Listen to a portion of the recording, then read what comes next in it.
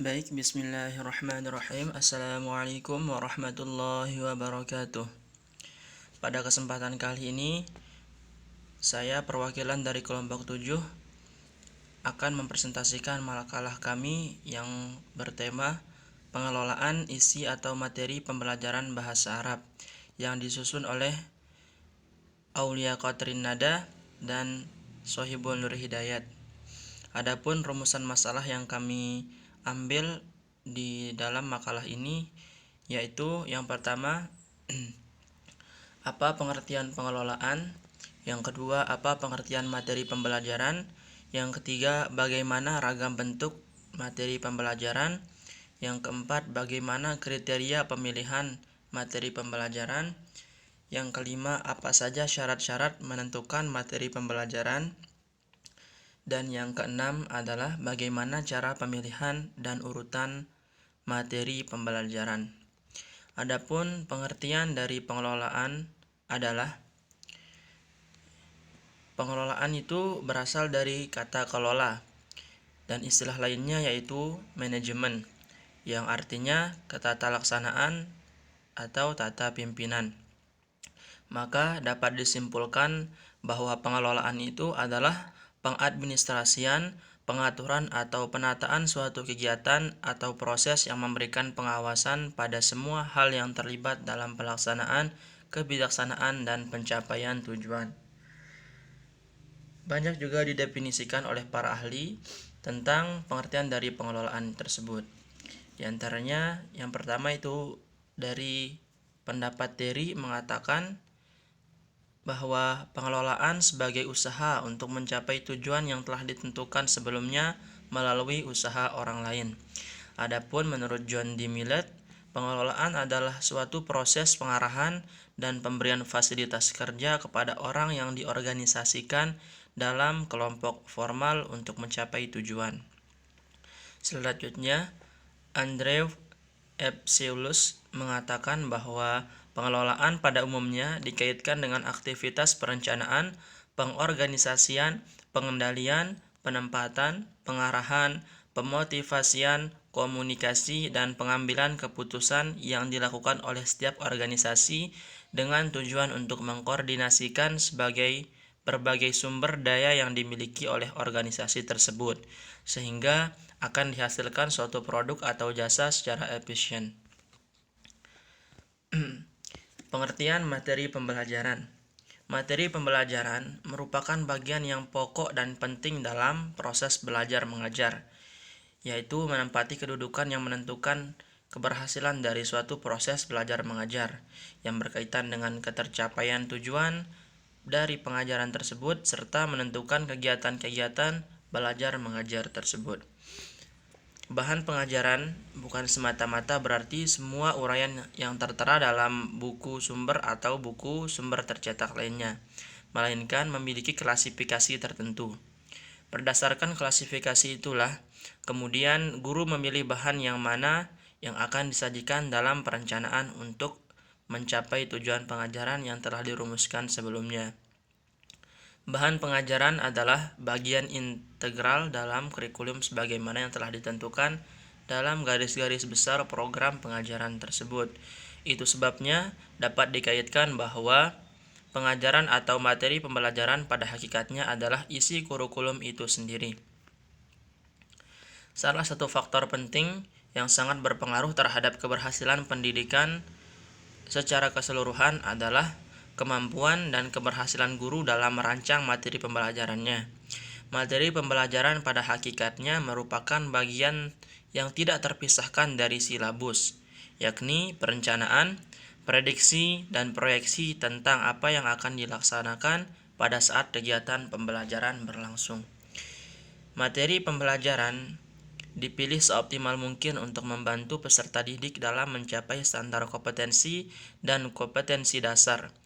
Hal-hal yang perlu diperhatikan yang berkenaan dengan pemilihan materi pembelajaran adalah jenis, cakupan, urutan, dan perlakuan atau treatment terhadap materi pembelajaran tersebut. Agar Guru dapat membuat persiapan yang berdaya guna dan berhasil guna, dituntut memahami berbagai aspek yang berkaitan dengan pengembangan materi pembelajaran, baik berkaitan dengan hakikat, fungsi, prinsip, maupun prosedur pengembangan materi, serta mengukur efektivitas persiapannya tersebut. Adapun ragam bentuk materi pembelajaran, yang pertama yaitu materi dalam bentuk cetak. Contohnya seperti lembar kerja siswa atau LKS, handout, buku, modul, dan brosur. Yang kedua, materi yang berbentuk audio visual. Contohnya seperti film atau video dan VCD. Yang ketiga, materi yang berbentuk audio. Contohnya yaitu kaset, radio, dan CD audio. Dan yang keempat adalah materi dalam bentuk visual. Contohnya seperti foto, gambar, model atau maket. Dan yang terakhir yaitu yang kelima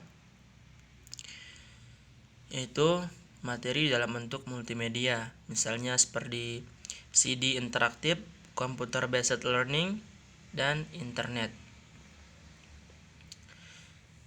Kriteria dalam pemilihan materi pembelajaran. Materi pembelajaran berada dalam ruang lingkup isi kurikulum tersebut. Oleh karena itu, pemilihan materi pelajaran tentu saja harus sejalan dengan ukuran-ukuran atau kriteria yang digunakan untuk memilih isi kurikulum dalam bidang studi yang bersangkutan.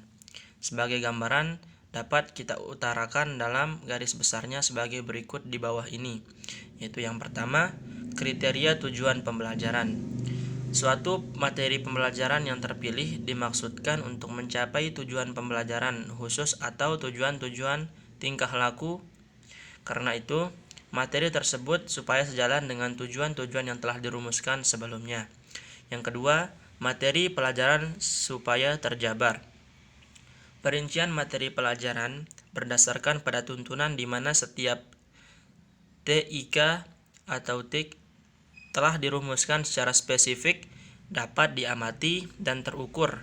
Ini berarti terdapat keterkaitan yang erat antara spesifikasi, tujuan, dan spesifikasi materi pelajaran. Yang ketiga, relevan dengan kebutuhan siswa. Kebutuhan siswa yang pokok adalah bahwa mereka ingin berkembang berdasarkan potensi dan bakat yang dimilikinya.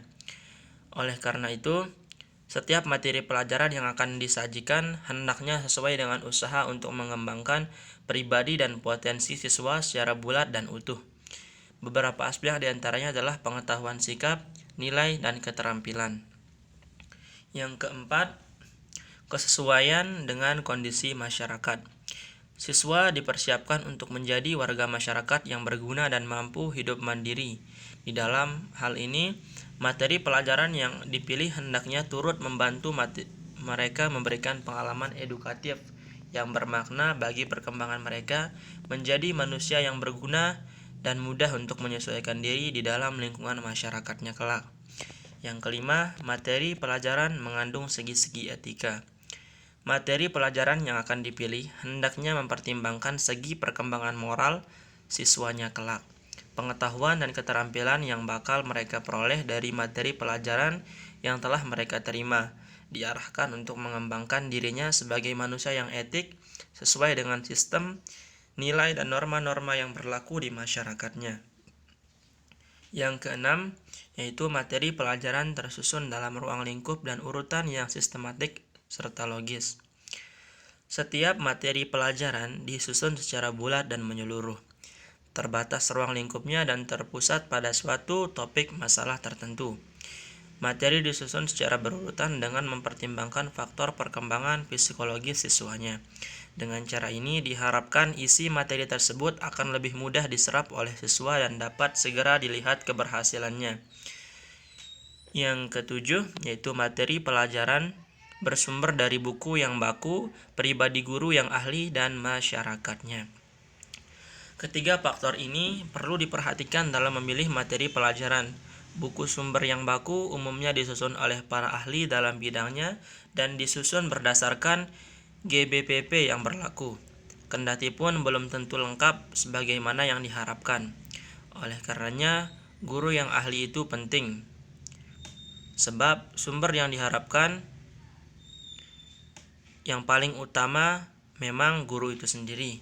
Guru dapat menyimak semua hal yang dianggapnya perlu untuk disajikan kepada para siswa berdasarkan ukuran pribadinya.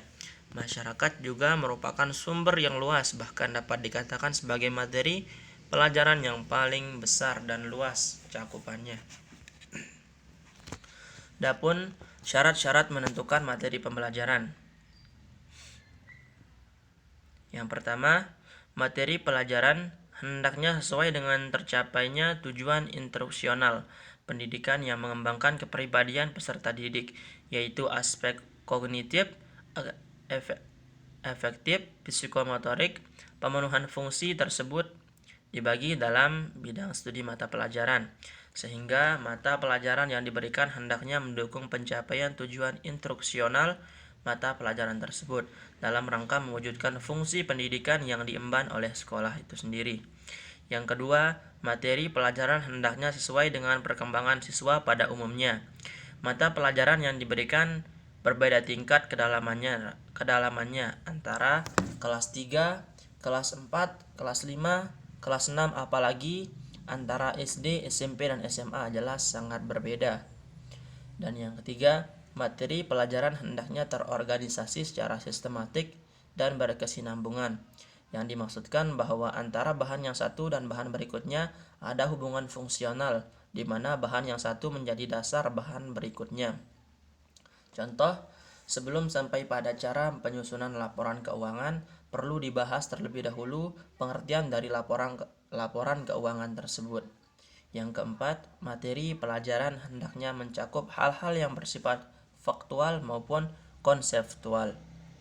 Bahan yang faktual sifatnya konkret dan mudah diingat, sedangkan bahan-bahan yang sifatnya konseptual berisikan konsep-konsep abstrak dan memerlukan pemahaman yang lebih dalam. Adapun cara dalam memilih materi pembelajaran. Ada beberapa hal yang perlu diperhatikan dalam menetapkan materi pembelajaran tersebut. Yang pertama, tujuan pengajaran. Materi pelajaran hendaknya ditetapkan dengan mengacu pada tujuan-tujuan instruksional yang akan dicapai. Yang kedua, pentingnya bahan.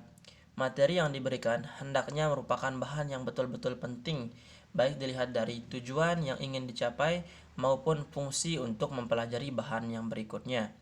Yang ketiga, nilai praksis. Materi yang dipilih hendaknya bermakna bagi siswa, dalam arti mengandung nilai praktis bagi kehidupan sehari-hari. Yang keempat, tingkat perkembangan peserta didik. Kedalaman materi yang dipilih hendaknya ditetapkan dengan memperhitungkan tingkat perkembangan berpikir siswa yang bersangkutan. Dalam hal ini biasanya telah dipertimbangkan dalam kurikulum sekolah yang bersangkutan. Yang kelima, tata urutan. Materi yang diberikan hendaknya ditata dalam urutan yang memudahkan dipelajari keseluruhan materi oleh peserta didik. Adapun urutan materi pembelajaran. Yang pertama, pendekatan prosedural.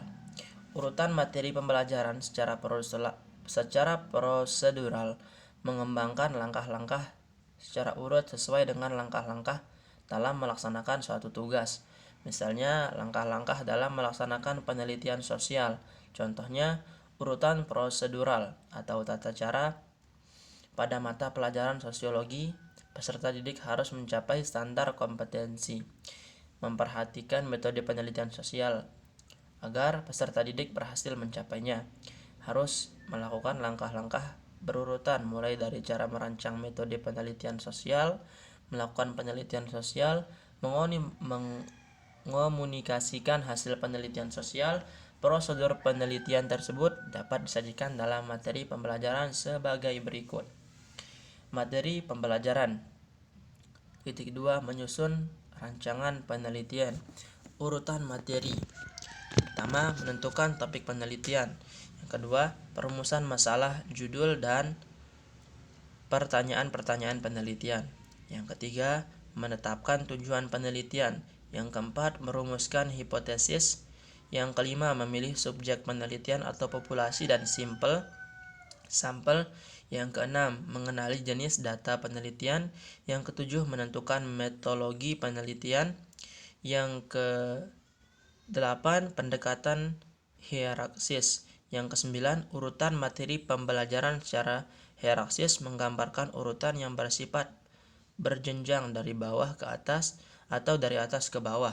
Materi sebelumnya harus dipelajari dahulu sebagai persyaratan untuk mempelajari materi berikutnya.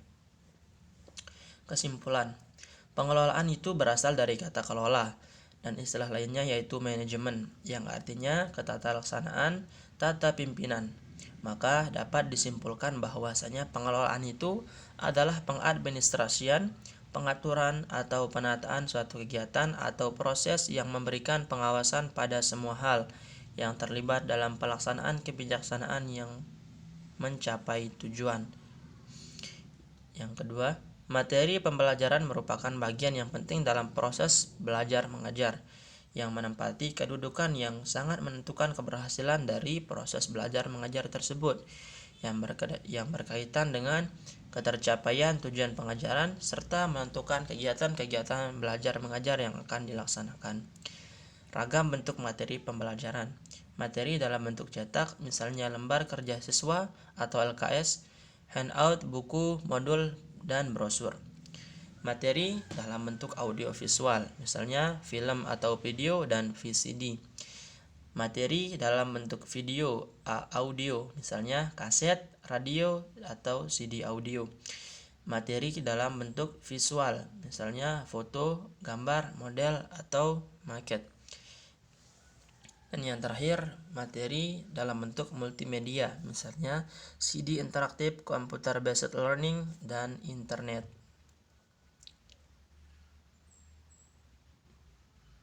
Kriteria pemilihan materi pembelajaran. Kriteria tujuan pembelajaran. Kriteria pelajaran supaya terjabar, relevan dalam kebutuhan siswa, kesesuaian dengan kondisi masyarakat. Materi pelajaran mengandung etika. Materi pelajaran tersusun dalam ruang lingkup dan urutan yang sistematik dan logis. Materi pelajaran bersumber dari buku yang baku, pribadi guru yang ahli, dan masyarakat. Adapun syarat-syarat menentukan materi pembelajaran. Materi pembelajaran hendaknya sesuai dengan tercapainya tujuan instruksional. Materi pelajaran hendaknya sesuai dengan perkembangan siswa pada umumnya. Materi pembelajaran hendaknya terorganisasi secara sistematik dan berkesinambungan. Materi pelajaran hendaknya mencakup hal-hal yang bersifat faktual maupun konseptual. Cara memilih materi pembelajaran. Ada beberapa hal yang perlu diperhatikan dalam menetapkan materi pembelajaran.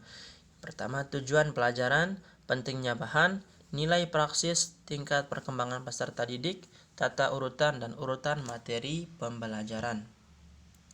Materi pembelajaran yang sudah ditentukan ruang lingkupnya serta kedalamannya dapat diurutkan melalui dua pendekatan pokok, yaitu pendekatan prosedural dan hierarkis. Persatu, pendekatan prosedural. Urutan materi pembelajaran secara prosedural menggambarkan langkah-langkah secara urut sesuai dengan langkah-langkah melaksanakan suatu tugas. Kedua, prosedur penelitian tersebut dapat disajikan dalam materi pembelajaran sebagai berikut. Materi pembelajaran, penyusunan, perencanaan penelitian. Urutan materi.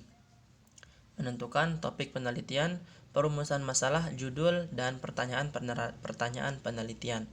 Menentukan tujuan penelitian, merumuskan hipotesis, memilih subjek penelitian, populasi dan sampel, mengenali jenis data penelitian, dan menentukan metodologi penelitian. Pendekatan hierarkis. Urutan materi pembelajaran secara hierarkis menggambarkan urutan yang bersifat berjenjang dari bawah ke atas atau dari atas ke bawah. Materi sebelumnya harus dipelajari dahulu sebagai persyaratan untuk mempelajari materi berikutnya. Thanks for watching. Syukran atas perhatiannya. Kami dari kelompok 7 mohon undur diri. Saya atas nama Sohibul Nur Hidayat dan Aulia Katrinada mengucapkan terima kasih banyak atas perhatiannya. Syukran jazilan ala ihtimamik. Assalamualaikum warahmatullahi wabarakatuh.